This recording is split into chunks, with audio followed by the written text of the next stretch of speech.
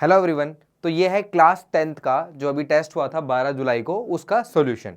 तो पहला हमारे पास जो क्वेश्चन था वो क्या था, define focal length of the lens. Focal length का मतलब क्या होता है? तो भाई ऑप्टिकल सेंटर होता है, आपको पता है लेंस में ऑप्टिकल सेंटर से लेकर फोकस तक का जो डिस्टेंस होता है उसी को क्या बोल देते हैं हम, फोकल लेंथ। तो डिफाइन डेफिनेशन क्या हो जाएगी इसकी भाई? तो डेफिनेशन क्या हो जाएगी? The distance between focus and the optical center of lens is known as focal length. उसी को हम क्या बोल देते हैं, फोकल लेंथ बोल देते हैं। और ये जो फोकल लेंथ की वैल्यू होती है वो लगभग रेडियस और कर्वेचर का आधा होती है। आर का क्या होती है हमारा, आधा। तो जो रेडियस ऑफ कर्वेचर है, मतलब जो क्या कहते हैं सेंटर से लेकर 2f तक का डिस्टेंस है, उसका हाफ कर दोगे तो क्या निकल जाएगा, आपका फोकल लेंथ निकल जाएगा। तो ये इसकी सिंपल सी डेफिनेशन थी। ठीक है भाई, फोकल लेंथ की डेफिनेशन थी। नेक्स्ट हमारा चलते हैं अगले क्वेश्चन पे। अगला क्वेश्चन क्या था हमारे पास, what is the unit of power of the lens? Power of the lens की यूनिट क्या होती है? तो भाई आपको पता है यार, पावर की यूनिट क्या होती है, डायोप्टर। वैसे तो पर मीटर होती है, अगर आप फॉर्मूला देखो तो पावर का फॉर्मूला होता है 1/f। फोकल लेंथ हमेशा मीटर में डालनी होती है, तो पावर इज इक्वल टू क्या आ जाएगा, 1/4 फोकल लेंथ मीटर में डालनी होती है। तो पावर की जो ऐसा यूनिट होती है पर मीटर होती है, लेकिन हम पर मीटर बोलते नहीं है, इसका हमने शॉर्ट नाम रखा है सिंपल, उसको हम क्या बोलते हैं, डायोप्टर।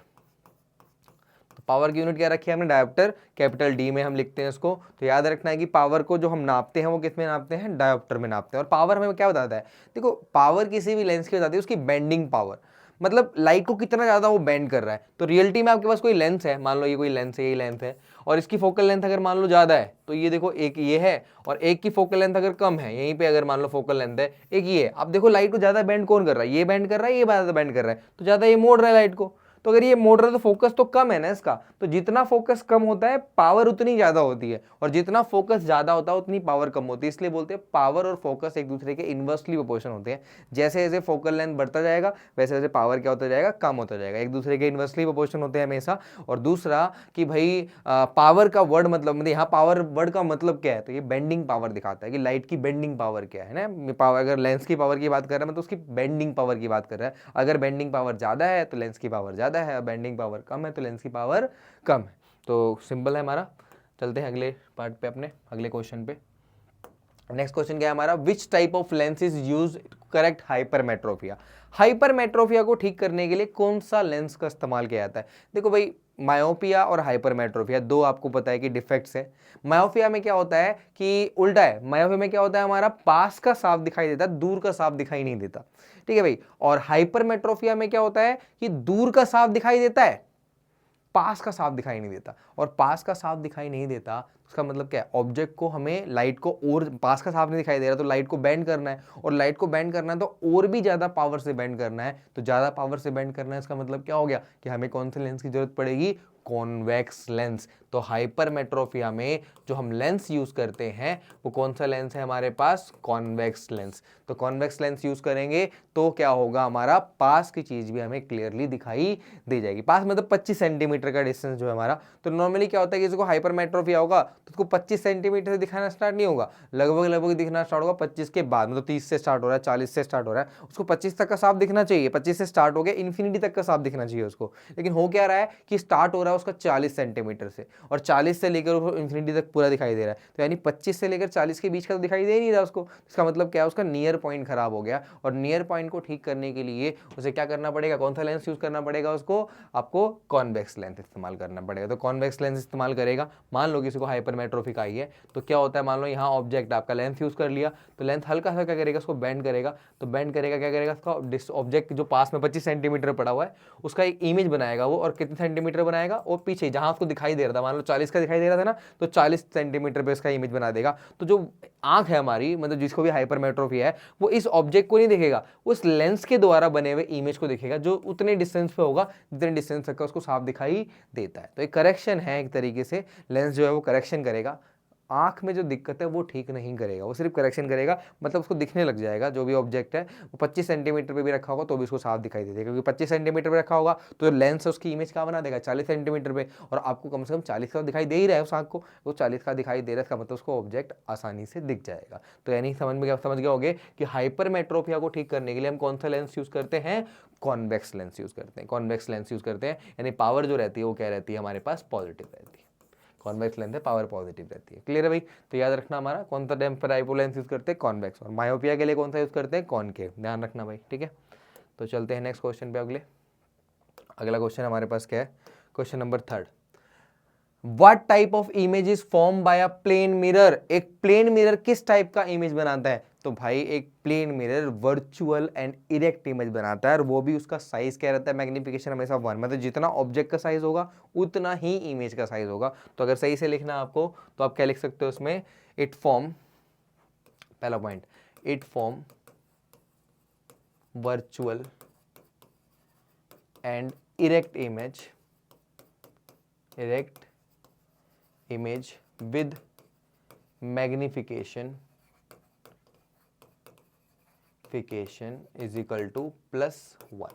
मैग्निफिकेशन क्या होता है, +1। तो याद रखना है कि भाई प्लेन मिरर एक ऐसा इमेज बनाता है जो वर्चुअल और इरेक्ट होती है, और साथ में क्या होती है हमारी, मैग्निफिकेशन 1 है। जितना बड़ा ऑब्जेक्ट होगा इमेज भी उतना ही बड़ा दिखाई देगा, ना छोटा ना बड़ा। अगर 10 सेंटीमीटर पे खड़ा हुआ है तो इमेज भी 10 ही सेंटीमीटर पे दिखाई देगा, सब कुछ बराबर होता है उसमें, ना छोटा दिखाई देगा ना बड़ा, जैसा ऑब्जेक्ट है वैसा इमेज होगा। ठीक है भाई, तो इसमें होता है हमारे पास। नेक्स्ट क्वेश्चन में चलते हैं। हमारा अगला जो क्वेश्चन था, नेक्स्ट क्वेश्चन क्या था, name the phenomena that causes twinkling of star. कौन सा फिनोमिना है जिसकी वजह से तारे टिमटिमाते हुए नजर आते हैं, एटमॉस्फेरिक रिफ्रैक्शन। हमारे एटमॉस्फेयर में, जो एटमॉस्फेयर है हमारा वो डेंसर मीडियम है, और जो हमारा स्पेस है वहाँ पे कोई भी एयर नहीं है, तो वो क्या है हमारे रेयर मीडियम है। और जब भी लाइट रेयर से डेंसर आती है तो क्या होती है, टुवर्ड्स नॉर्मल बेंड करती है। इसी बेंडिंग फिनोमिना की वजह से आपको जो है वो तारे जो है टिमटिमाते हुए नजर आते हैं। तो सिंपल वर्ड में लिखें, 1 मार्क का 2 मार्क का अगर आंसर है, ये 1 मार्क का, वैसे तो भाई 2 मार्क का नहीं है, ये 1 मार्क का आंसर है। तो 1 मार्क का है तो सिंपल आपको क्या लिखना है, ड्यू टू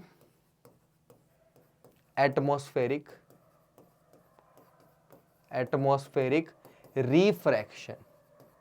एटमॉस्फेरिक रिफ्रैक्शन की वजह से ये देखने को मिलता है। तो 1 मार्क का आंसर था ये। तो सिंपल लिख देना है कि एटमॉस्फेरिक रिफ्रैक्शन की वजह से ऐसा होता है, वायुमंडलीय अपवर्तन की वजह से ऐसा होता है।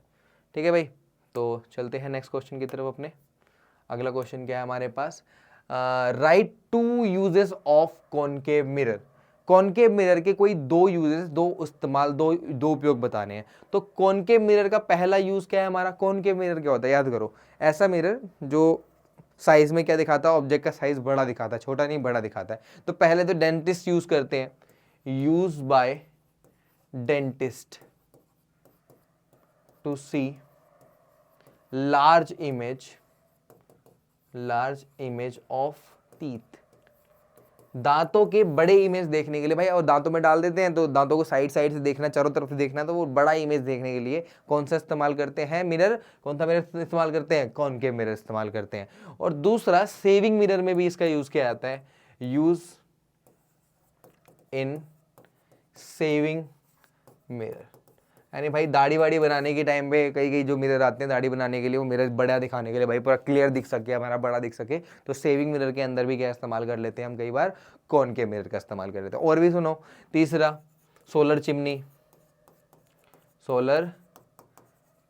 तो सोलर चिमनी जो होती है उसमें भी कौन सा मिरर इस्तेमाल कर ले, कॉनकेव मिरर। तो उसको पता है कॉनकेव मिरर लाइट को इकट्ठा करता है, कन्वर्ज करता है, इकट्ठा करता है। तो अगर आप धूप में रख देते हो तो लाइट को इकट्ठा करेगा, और क्या कर देगा, उसको अच्छी तरीके से आपका धूप को इकट्ठा करके और हीट पैदा करने का काम करेगा। तो सोलर चिमनी में भी इसका इस्तेमाल होता है, सोलर कुकर में भी इस्तेमाल करते हैं, वगैरह वगैरह। तो जहां भी लाइट को इकट्ठा करना होता है, लाइट को इकट्ठा करके साइज बड़ा दिखाना होता है, ऑब्जेक्ट का साइज जो है हमारा वो साइज में बड़ा दिखाना होता है, वहां पर हम इसका इस्तेमाल करते हैं। ठीक है, कॉनकेव मिरर का। और कॉन्वेक्स का क्या कहाँ होता है भाई, तो कॉन्वेक्स मिरर का सबसे बड़ा उपयोग तो हमारा गाड़ियों के रेयर व्यू मिरर में, गाड़ियों के पीछे देखने के लिए किसका इस्तेमाल होता है, कॉनकेव मिरर। हेडलाइट में कॉनकेव का इस्तेमाल होता है। कॉन्वेक्स का जो है वो रियर व्यू मिरर में होता है, जो साइड में शीशे लगे होते हैं और पीछे देखने में, पीछे हमें देखना है, मतलब पीछे कौन सी गाड़ी आ रही है तो हम साइड में शीशे में देखते हैं ना, तो साइड का जो शीशा होता है वो कॉन्वेक्स मिरर होता है। लेकिन जो हेडलाइट है, हेडलाइट के पीछे की साइड जो ऐसे बना हुआ है पूरा का पूरा, ये वाला जो मिरर है वो असली में क्या है हमारा कॉनकेव, ये कॉनकेव मिरर है। आगे जो लेंस है वो कॉन्वेक्स है, वो लाइट को इकट्ठा कर रही है वो अलग बात है, लेकिन पीछे की साइड कॉनकेव मिरर होती है ताकि लाइट टकराकर एक जगह इकट्ठा होकर आगे की साइड जाए, तो पीछे की तरफ कॉनकेव मिरर लगा होता है एक तरीके से ना, वो शेप कॉनकेव का लेके रखा था। ठीक है, तो चलते हैं नेक्स्ट क्वेश्चन पे। हमने अगला क्वेश्चन क्या है हमारे पास, 7th question, state the mirror formula and mention what each symbol means.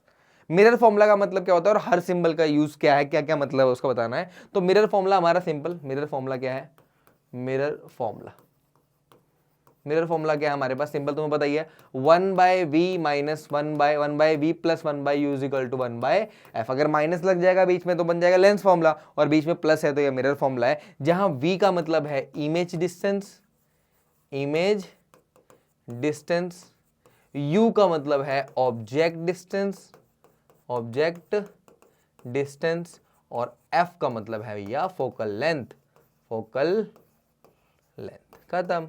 तो u, v और f तीन चीजें इस्तेमाल होती हैं, तो ये आपका मिरर फॉर्मूला है। क्लियर है भाई। तो चलते हैं नेक्स्ट क्वेश्चन पे, ये तो तुम्हें आता ही होगा शायद। नेक्स्ट क्वेश्चन में चलते हैं, हमारा 8th क्वेश्चन। 8th क्वेश्चन क्या कह रहा है भैया, a convex mirror forms an image 6 centimetre behind the mirror. एक कॉन्वेक्स मिरर है, वो बना रहा है image 6 centimetre behind the mirror, 6 centimetre पीछे की साइड इमेज बना रहा है behind the mirror, when an object is placed 18 centimetre in front of it. मतलब ऑब्जेक्ट जो है u की वैल्यू जो है 18 सेंटीमीटर है, ऑब्जेक्ट 18 सेंटीमीटर पे इमेज बना रहा है, और u तो हमेशा नेगेटिव होता ही है, तो फ्रंट में रखना तो नेगेटिव आएगा, और इमेज बन रही है बिहाइंड द मिरर, पीछे बन रही है, तो v की वैल्यू क्या आ जाएगी, प्लस 6 सेंटीमीटर। व्यू है, v है, अब क्या पूछ रहा है, find the focal length of the mirror. ठीक है भाई, निकाल देते हैं, 1/v plus 1/u is equal to 1/f। Mirror formula लिख दिया मैंने यहाँ पे, मिरर फॉर्मूला लिख दिया मैंने यहाँ पे, मिरर फॉर्मूला, भाई मिरर है तो मिरर फॉर्मूला लगा देंगे यहाँ पे, मिरर फॉर्मूला लिख दिया। 1/v की वैल्यू हमारे पास 6 है, u की वैल्यू हमारे पास 1/-18 है, भाई नेगेटिव है तो ऊपर जाएगा, यहाँ पे 1 negative positive, plus minus minus हो जाएगा, 1/6 minus 1/18 is equal to 1/f। LCM ले लेंगे, 18 और 6 का एलसीएम 18 आ जाएगा, 6 3 जा 18 minus 1 is equal to 1/f, तो ये आ जाएगा 2/18 इज इक्वल टू 1/f, 2 9 जा 18, f की वैल्यू आ गई हमारे पास, 1/f की वैल्यू आई हमारे पास 1/9, तो f की वैल्यू डायरेक्टली कितनी रहेगी, 9 सेंटीमीटर। ये प्लस में आएगी, आपको पता है कि कॉन्वेक्स है तो प्लस ही आएगी, तो साइन जो है वो अपने आप ही आ जाएगा। अगर आप बाकी साइन सही डालते हो तो जो भी आपका निकाल रहे हो वैल्यू, चाहे u निकाल रहे हो चाहे v निकाल रहे हो, तो साइन बिल्कुल सही आएगा हमेशा। तो देखो यहाँ पे कॉन्वेक्स मिरर था, कॉन्वेक्स से x से याद करा रखा है मैंने कि पॉजिटिव का मतलब x से, x का मतलब पॉजिटिव याद रखना है, तो कॉन्वेक्स का जो फोकल लेंथ होता है वो पॉजिटिव होता है, तो ये देखो फोकल लेंथ क्या आ रही है आपकी, पॉजिटिव आ रही है। तो ये डिफाइन कर रहा है कि फोकल लेंथ जो होती है वो कॉन्वेक्स की पॉजिटिव होती है। क्लियर है भाई, तो 9 सेंटीमीटर का आंसर है, प्लस 9 सेंटीमीटर। ठीक है भाई, चलते हैं नेक्स्ट क्वेश्चन पे, ये भी क्वेश्चन बहुत ईजी था। नेक्स्ट क्वेश्चन में चलते हैं। अगला क्वेश्चन क्या है हमारे पास, डिफाइन डिस्पर्जन। डिस्पर्जन का मतलब क्या होता है, अरे यार व्हाइट लाइट जब प्रिज्म के अंदर से पास करती है तो अपने कंपोनेंट में, अपने 7 रंग में टूट जाती है, इसी को हम डिस्पर्जन बोलते हैं। और आगे कह रहा है why does white light split in a prism. तो भाई जो प्रिज्म होता है वो हर लाइट को अलग अलग एंगल पे बेंड करता है, और अलग अलग एंगल पे बेंड करता है, उसी वजह से क्या होता है कि रेड लाइट जो होती है उसका वेवलेंथ ज्यादा होता है तो डेविएशन कम होती है, रेड ऊपर रह जाती है, और ब्लू लाइट का वेवलेंथ कम होता है तो डेविएशन ज्यादा होती है, उसके वो नीचे आ जाता है, इसलिए वॉयलेट नीचे आता है, वॉयलेट ब्लू वगैरह नीचे आते हैं, और रेड कहाँ आता है हमारा ऊपर, तो 7 रंग बिखर जाते हैं, इसलिए डिस्पर्जन देखने को मिलते हैं। तो लिख देते इसका आंसर क्या आएगा हमारे पास, the phenomena of splitting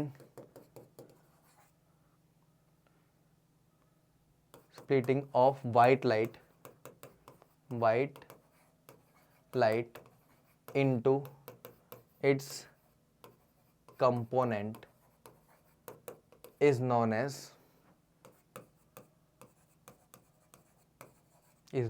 dispersion। और कंपोनेंट क्या होता है, विबग्योर। अगर कंपोनेंट का मतलब को भी पीछे तो VIBGYOR, विबग्योर में टूटना है ना, कंपोनेंट का मतलब विबग्योर में टूट जाता है, व्हाइट लाइट जो होती है विबग्योर में ब्रेक करती है। तो the phenomena of splitting of white light splitting of white light into its component या into by Vibgyor is known as dispersion. उसके बाद क्या कह रहा है, why does white light split in a prism? Because the prism have different angle of deviation of different color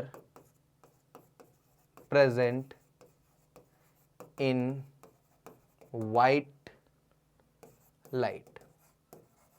The low wavelength light have higher deviation,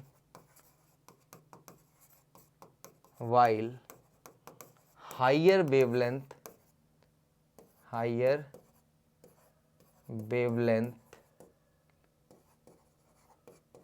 have lower deviation, है ना भाई. Due to it, white light split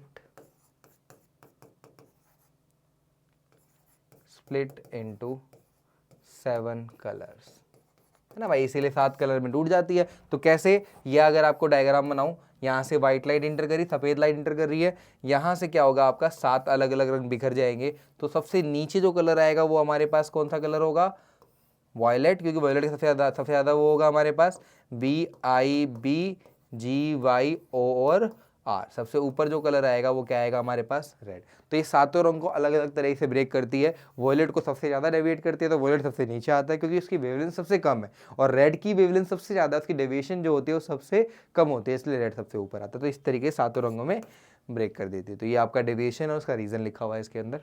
ठीक है भाई, चलते हैं. इसमें number थोड़े देखने हैं, नंबर आपके उसमें लिखे हुए हैं, नंबर शायद गलत है इसमें लिखे हुए, तो अब नंबर चेक कर लेना उसमें कितने नंबर कहते हैं. तो आंसर मैंने पूरा लिखवा दिया आपको इसका.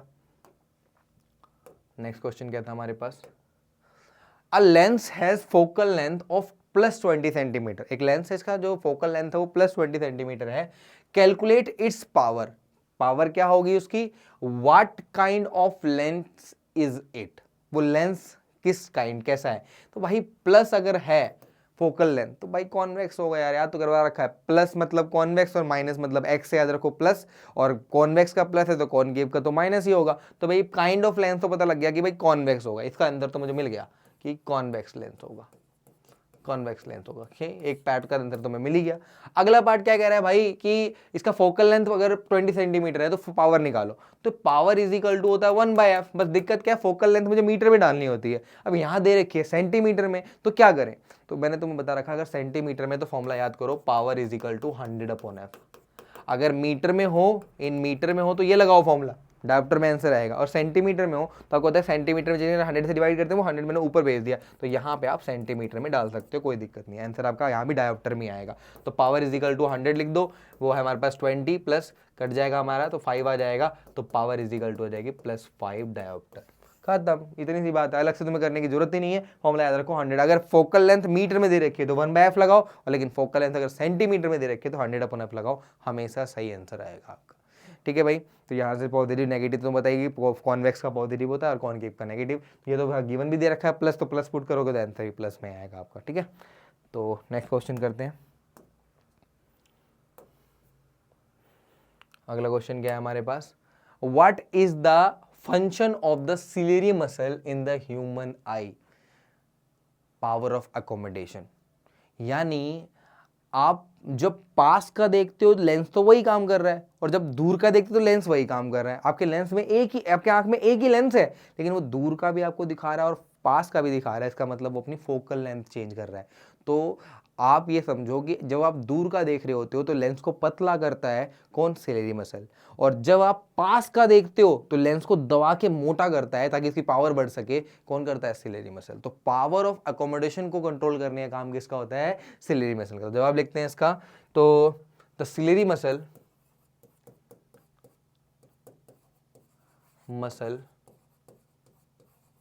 helps in power of accommodation. अगर 1 नंबर का क्वेश्चन होता तो मैं इतना लिख के छोड़ देता, लेकिन भाई थोड़ा पता है 2 मार्क्स का है तो पूरा सही से प्रॉपर लिख लेते हैं, 2 मार्क्स 3 मार्क्स जो भी है, ठीक है, तो सही से प्रॉपर लिखते हैं। Which means ciliary muscle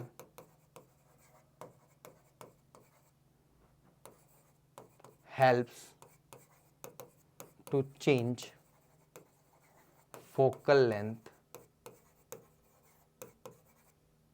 of eye lens according to distance of object. According to distance of object. When object is near, it contract the lens and increase its power. उसकी पावर को बढ़ाता है, अपनी power को बढ़ा देता है। and when object is present at far,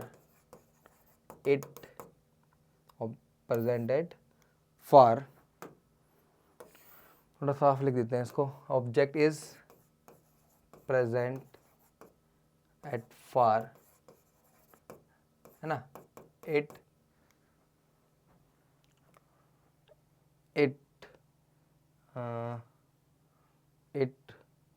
stretch the lens and increase its focal length,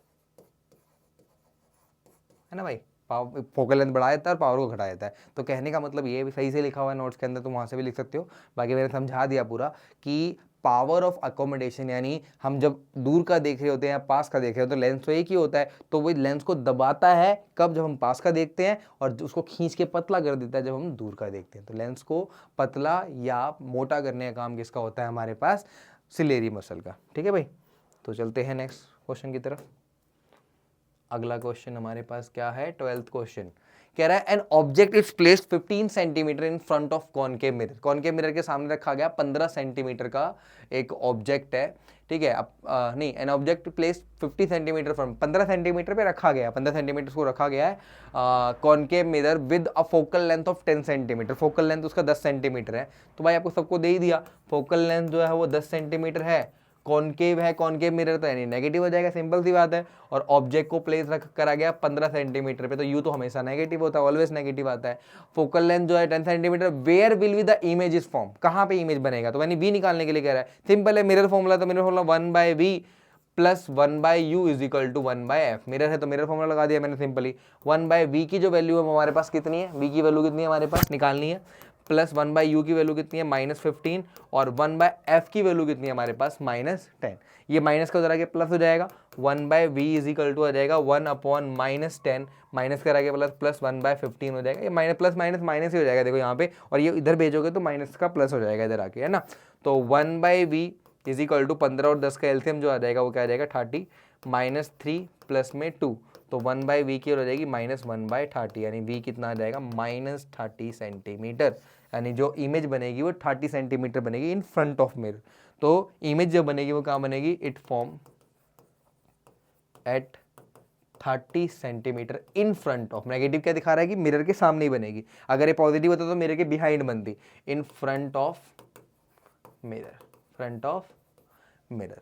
what is the nature of the image, nature of the image क्या बनेगी, तो नेचर पता लगाने के लिए तो वी से पता लगा लो या एम निकाल लो, पहले मैग्निफिकेशन निकाल लो आप, एम से पता लग जाएगा क्या है क्या नहीं। तो एम मैग्निफिकेशन का फॉर्मूला होता है हमारे पास मिरर का -v/u, माइनस v की वैल्यू कितनी है हमारे पास -30, और u की जो वैल्यू है हमारे पास कितनी है -15, 15 दूनी 30, माइनस माइनस कट जाएगा, -2 आया। तो नेगेटिव क्या दिख रहा है, रियल, पॉजिटिव मतलब वर्चुअल, याद है वर्चुअल की टीथ याद कराया था, तो पॉजिटिव मतलब वर्चुअल एंड इरेक्ट, और नेगेटिव मतलब रियल एंड इन्वर्टेड। यानी कह सकते हो जो इमेज बना होगा वो क्या बना होगा, एम की वैल्यू माइनस आ गई, नेगेटिव आ रही है, तो इमेज जो बना होगा वो क्या बना होगा, real and inverted. Real and inverted. 2 क्या दिखा रहा है, इमेज एनलार्ज है। इमेज क्या है हमारा, एनलार्ज इमेज, एनलार्ज इमेज बड़ा आएगा, दुगना साइज का बनेगा इमेज लगभग। और उसके बाद क्या पूछ रहा है, नीट रे डायग्राम बना दूंगा। पहले अपना ये अपना जो भी है, आपको अगर स्टॉप करके लिखना है तो लिख लो, ठीक है। फिर रे डायग्राम बनाया तो रे डायग्राम कैसा बनेगा इसका, तो सिंपल रे डायग्राम बना, कोई दिक्कत नहीं है, ठीक है। रे डायग्राम कैसे बनाएंगे दिखाता हूँ आपको। तो कॉनकेव मिरर है, पहले तो हम मिरर बना लें अपना। कॉनकेव मिरर हमारा, कॉनकेव मिरर बन गया, ये लो, है ना। बीच में हमारा प्रिंसिपल एक्सिस, ये हमारे पास हो गया पोल, ये हो गया हमारा फोकस, और ये हो गया हमारा सेंटर ऑफ कर्वेचर। पहले हमने सारी चीज़ें लिख दी हैं। अब आपको पता है कि अगर इसका फोकल लेंथ 10 सेंटीमीटर है तो 10 सेंटीमीटर यहाँ से यहाँ 10 सेंटीमीटर होगा, और ये पूरा 20 सेंटीमीटर का होगा हमारा। तो पूरा यहाँ से लेकर यहाँ तक 10 सेंटीमीटर है, और यहाँ से यहाँ तक फिर 10 होगा, टोटल 20 सेंटीमीटर होगा। ऑब्जेक्ट को कहाँ रखा था, 15 सेंटीमीटर पर रखा गया था, तो मतलब वो यहाँ पे कहीं बीच में प्रेजेंट होगा ऑब्जेक्ट, यहाँ प्रेजेंट होगा ऑब्जेक्ट। सिंपल सी बात है भाई, अगर यहाँ से लेकर यहाँ तक 10 सेंटीमीटर है तो यहाँ से यहाँ तक पूरा 20 होगा, और 15 सेंटीमीटर तो बीच में कहीं पे पड़ा होगा ऑब्जेक्ट, तो यहाँ मैंने बीच में बना दिया ऑब्जेक्ट। अब बनाओ रे डायग्राम, तुम्हें आता है। पैरेलल गया, कहाँ से गुजरा हमारा, फोकस से गुजरा, और फोकस से गुजर गया, या पोल पे डालो फोकस पे डालो, फोकस से गुजर गया तो क्या हो जाएगा हमारा, पैरेलल। तो इमेज क्या बनेगी, बिहाइंड सी या बियॉन्ड सी, बियॉन्ड सी से पीछे बनेगी इमेज। साइज में क्या बनेगी, एनलार्ज बनेगी। देखो तो इमेज का आया था कितना, 30 सेंटीमीटर आया था, तो ये यहाँ से आया था 20 सेंटीमीटर, तो ये कितने पे आएगा हमारा, 30 सेंटीमीटर पे आएगा। और साइज में भी क्या बनेगा, इमेज एनलार्ज और रियल एंड इन्वर्टेड बनेगा। तो ये वाला केस था कि अगर ऑब्जेक्ट को सी और एफ के बीच में रखा जाए तो इमेज जो बनती है वो सी से कहाँ बनती है, पीछे, और साइज में क्या बनती है, एनलार्ज। ये वाला केस था हमारा। तो ऐसे क्वेश्चन में बस तुम्हें ये देखना है कि डिस्टेंस क्या क्या है। फोकल लेंथ अगर 10 सेंटीमीटर है और ऑब्जेक्ट को 15 सेंटीमीटर में रखेंगे तो ऑब्जेक्ट रियलिटी में होगा क्या, पोजीशन क्या होगी। तो आप सोचोगे अगर यहाँ से यहाँ तक 10 सेंटीमीटर, फोकल लेंथ अगर 10 सेंटीमीटर है तो सेंटर ऑफ कर्वेचर 20 सेंटीमीटर होगा, तो ये 15 सेंटीमीटर तो कहीं यहीं पे होगा ना, इसके बिटवीन ही होगा। यहाँ से यहाँ तक पूरा 20, यहाँ से यहाँ तक पूरा 10, तो 15 कहीं यहाँ पे होगा। तो 15 सेंटीमीटर रखा, पता लग गया सी और एफ के बीच में। तो हमने तो केस बनाए रखा है, सी और एफ के बीच में अगर ऑब्जेक्ट होता है तो इमेज क्या बनता है, सी से पीछे, और साइज में क्या बनता है, एल लार्ज। वही तो बन रहा है, सिंपल। चलते हैं नेक्स्ट क्वेश्चन पे अपने। अगला क्वेश्चन क्या है हमारा, अगला क्वेश्चन क्या है भैया, 12th तो हो गया, 12th हो गया, 13 क्वेश्चन पे चलो। 13 क्वेश्चन कह रहा है, a person has a myopia and can not see beyond 1 metre clearly. एक बंदा है भाई, उसको 1 मीटर के बाद का दिखाई नहीं देता, पर पास का दिखाई दे रहा, दूर का दिखाई नहीं दे रहा। इन्फिनिटी तक का दिखना चाहिए, 1 ही मीटर तक का दिख रहा है, 1 मीटर के पास दिखाई नहीं दे रहा उसको। इसका मतलब क्या है, उसको मायोपिया। आगे देखते हैं, what lens is required to correct the defect. तो भाई आपको पता है, मैंने भी बताया था कि हाइपरमेट्रोपिया में कॉन्वेक्स लगाते हैं। हाइपरमेट्रोपिया में क्या लगाते हैं, कॉन्वेक्स लगाते हैं। तो हम मायोपिया में क्या लगाएंगे, कॉनकेव मिरर लगाएंगे। यहाँ जो मिरर इस्तेमाल होगा वो कॉनकेव मिरर होगा। ये कॉनकेव मिरर लगाएंगे और आपका बीमारी ठीक हो जाएगी। और power of the lens is positive और नेगेटिव। पावर क्या होगी, पॉजिटिव होगी नेगेटिव होगी। अरे भाई कॉनकेव मिरर की पावर क्या होती है, नेगेटिव होती है, तो पावर जो आएगी वो नेगेटिव आएगी। खत्म कहानी, पावर नेगेटिव आएगी। अगला, mention 1 reason for myopia. Reason क्या होता है मायोपिया का, तो मायोपिया के मेनली 2 रीजन है। मायोपिया के मेनली 2 रीजन होते हैं। एक रीजन तो ये है, सोचो अगर ऑब्जेक्ट जो है वो दूर का दिखाई नहीं दे रहा, तो दूर का दिखाई, तो लेंस जो है हमारा सिलेरी मसल जो है वो सही तरीके से लेंस को जो है वो पतला नहीं कर पा रहा, लेंस को सही तरीके से स्ट्रेच नहीं कर पा रहा। और स्ट्रेच नहीं कर पाएगा, लेंस सही से पतला नहीं होगा, लेंस अगर मोटा रह जाएगा तो ऐसे में क्या होगा कि आपका जो पावर ज़्यादा होने की वजह से आपका जो रे है वो रेटिना से पहले ही मिल जाएगी। तो पहला हमारा क्या है, ciliary muscle, ciliary muscle does not stretch properly the lens, eye lens. तो आई लेंस को सही तरीके से स्ट्रेच नहीं कर पा रहा। और दूसरा रीजन क्या था कि हमारा आई बॉल जो है उसका साइज बड़ा हो गया, size of eye ball increases. किसी चोट वोट लगने की वजह से, किसी इन्फेक्शन की वजह से आपका आई बॉल का साइज ही बड़ा हो गया। अगर आई बॉल का साइज अगर बड़ा हो जाए तो भी आपको मायोपिया हो सकती है। तो मायोपिया के भी 2 रीजन है, हाइपरमेट्रोपिया के 2 रीजन है। मायोपिया से उल्टा ही है, देखो ये क्या होता है, यहाँ पे लेंस सही से पतला नहीं कर पाता, और हाइपरमेट्रोपिया में क्या होता है, लेंस सही से मोटा नहीं कर पाता, सही से दबा नहीं पाता, उसको सही से कॉन्ट्रैक्ट नहीं कर पाता। और ऐसे ही साइज जो वहाँ पे आई बॉल का, यहाँ पे साइज आई बॉल का बढ़ रहा है, वहाँ पे साइज क्या हो जाएगा हमारा, छोटा हो जाएगा। आई बॉल का साइज क्या हो जाएगा हमारा, कॉन्ट्रैक्ट कर जाएगा, छोटा हो जाएगा ना। तो सेम हमारे यहाँ बस फर्क ये है कि उसमें इससे अपोजिट काम होता है, उसमें अपोजिट वजह से वो बीमारी देखने को मिलती है ना। नेक्स्ट हमारा क्वेश्चन क्या था, draw a well level diagram to show the dispersion of white light through a prism. Prism के भाई बार बार क्वेश्चन आ रहे हैं, वेल लेवल डायग्राम बनाना आपको। तो पहला डायग्राम बनाओ आप मोनोक्रोमेटिक लाइट का। तो एक लाइट हमारे पास आएगी मोनोक्रोमेटिक लाइट, पैरेलल यहाँ से जाएगी, फिर यहाँ से डेविएट हो जाएगी, ये आपको दिखाएगा एंगल ऑफ डेविएशन। तो यहाँ पे सारे के सारे डायग्राम दिखा दो। ये डी है आपका, ये इंसिडेंट रे,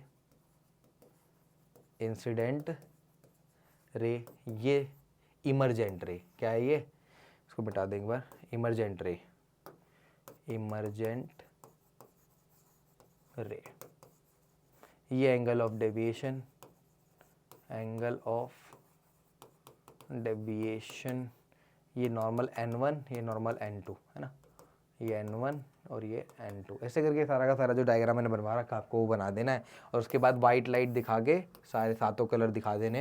ये वाइट लाइट यहाँ से इंटर कर रहा है और ये 7 रंग अलग अलग ब्रेक हो रहे हैं हमारे पास। विव की ओर दिखा दो यहाँ पे सिर्फ बस VIBGYO और ये लास्ट कलर R। तो इस तरीके से दोनों डायग्राम बना दोगे, वेल डायग्राम पूरा का पूरा नहीं हो जाएगा, क्योंकि इसके अंदर आप ये तो बना नहीं सकते कि इमरजेंट रे क्या है या क्या कहते हैं एंगल ऑफ डेविएशन क्या है। तो इसको अलग बनाना। ये मोनोक्रोमेटिक लाइट का है जिसमें एक ही वेवलेंथ की लाइट ली है मैंने, और ये हमारा 7 रंग को, वाइट लाइट को ब्रेक करके 7 रंग में ब्रेक करके दिखा रहा है कि किस तरीके से 7 रंग ब्रेक होते हैं। क्लियर है भाई। तो अगला है हमारे पास, एक मिनट, अगला क्वेश्चन क्या है, नेक्स्ट क्वेश्चन हमारे पास 15 क्वेश्चन है। कह रहा है an object of height 3 centimetre, एक ऑब्जेक्ट है उसकी हाइट 3 सेंटीमीटर है, is placed at a distance of 30 centimetre from a convex lens. एक कॉन्वेक्स लेंस से 30 सेंटीमीटर की दूरी पे करा है, from a convex lens of focal length 15 centimetre, उसकी फोकल लेंथ जो है 15 सेंटीमीटर है। Find the image distance using the lens formula. Image का डिस्टेंस क्या होगा, लेंस फॉर्मूला का इस्तेमाल करके निकालना है। ठीक है भाई, सिंपल है, ज़्यादा कुछ है नहीं, जो ऑब्जेक्ट का डिस्टेंस है वो लिख लो। पहली बात तो हाइट ऑफ ऑब्जेक्ट को दे रखा है 3 सेंटीमीटर, लिख लिया मैंने उसको। इस place at distance of 30 centimetre, 30 centimetre के डिस्टेंस पे रखा गया, तो ऑब्जेक्ट डिस्टेंस यू जो है 30 है, और यू ऑलवेज नेगेटिव होता है, यू की वैल्यू -30 सेंटीमीटर होगी। ठीक है, from a convex lens of focal length 15 centimetre, focal length जो है हमारे पास वो 15 सेंटीमीटर है, एफ की वैल्यू 15 सेंटीमीटर है। और लेंस कॉन्वेक्स है तो कॉन्वेक्स लेंथ का आपको पता है फोकल लेंथ क्या होती है, पॉजिटिव होती है, तो पॉजिटिव ले लेंगे। तो पहले क्या निकालना है हमारा इमेज डिस्टेंस, तो 1/v, मिरर है तो मिरर लेंथ है, लेंथ फॉर्मूला लगाएंगे 1/v minus 1/u is equal to 1/s। तो लेंथ फॉर्मूले में क्या होता है, बीच में नेगेटिव आता है, बाकी सब कुछ सेम है। मिरर फॉर्मूला जैसे ही है 1/v 1/u 1/f, बस बीच में क्या होता है हमारा माइनस आता है। 1/v निकालना है, माइनस 1/u की वैल्यू है -30 और f की वैल्यू है 1/+15। ये माइनस माइनस प्लस हो जाएगा पहले, 1/v minus minus plus 1/30 is equal to 1/15, और ये प्लस का इधर आके माइनस हो जाएगा, तो 1/v is equal to 1/15 minus 1/30। तो 1/v इज इक्वल टू क्या बन जाएगा हमारे पास, 30 और 50 का 30 बन जाएगा, 15 2 30 माइनस में 1/v is equal to 1/30, plus में आ रहा है तो v की वैल्यू आ रही है +30 सेंटीमीटर। और प्लस क्या दिखा रहा है हमारा, उस साइड बनेगा, opposite side of the object. Object इधर रखोगे तो इमेज उस साइड बनेगा, तो आपको क्या लिख देना है यहाँ पे, image form at 30 centimetre on opposite direction of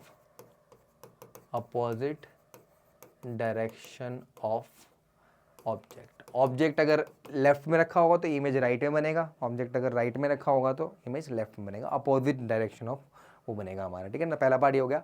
calculate magnification, तो मैग्नीफिकेशन तो बड़ा इजी है, m बराबर क्या होता है, सिंपल v/u होता है। v की जो वैल्यू है हमारे पास कितनी है, +30 सेंटीमीटर है, और u की जो वैल्यू कितनी है, -30, कट के कितना आ जाएगा, 1 आ जाएगा। अरे मैग्नीफिकेशन तो -1 ही आ रही है, कोई यूनिट नहीं होती इसकी।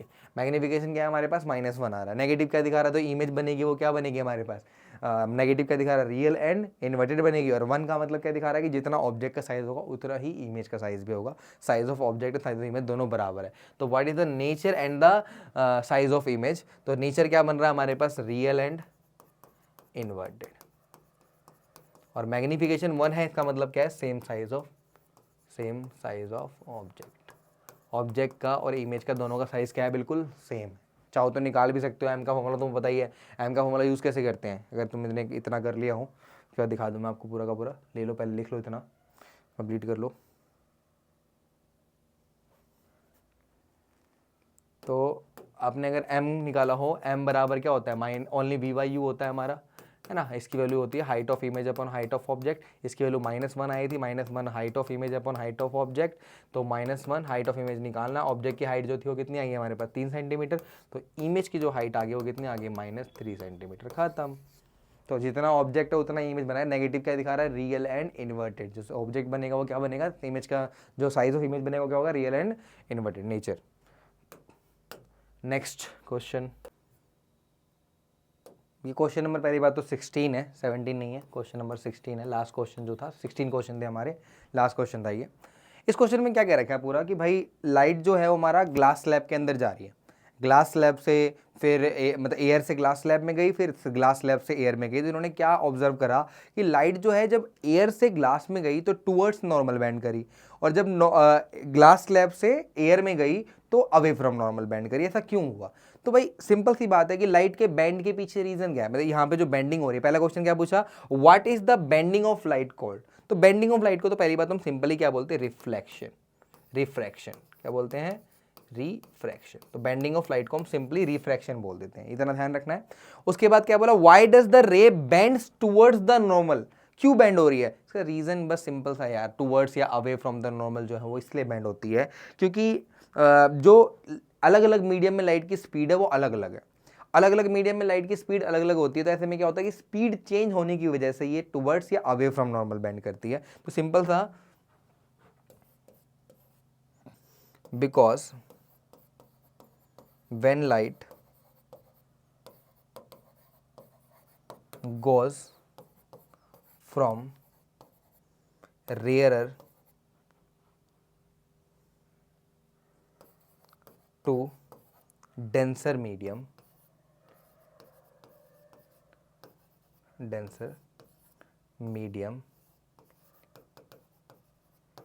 it bends towards normal. जब लाइट जो है वो रेयर मीडियम से डेंसर मीडियम में जाती है, टुवर्ड्स द नॉर्मल बैंड करती है। सो एयर इज, तो एयर जो है हमारा वो कैसा मीडियम है, एयर जो है हमारा वो कैसा मीडियम है, तो air is rare medium and glass is denser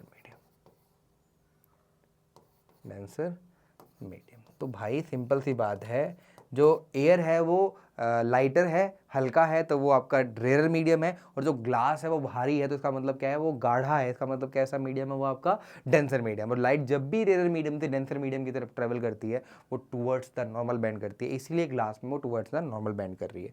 ठीक है, तो इसका आंसर हमारे पास हो गया, 2 पार्ट के आंसर हो गए। अब थर्ड पार्ट की तरफ चलते हैं। हमारे थर्ड पार्ट में क्या देखा जा रहा है, थर्ड पार्ट में क्या है, थर्ड पार्ट में इसने क्या कहा, draw a simple level diagram of refraction through the glass slab.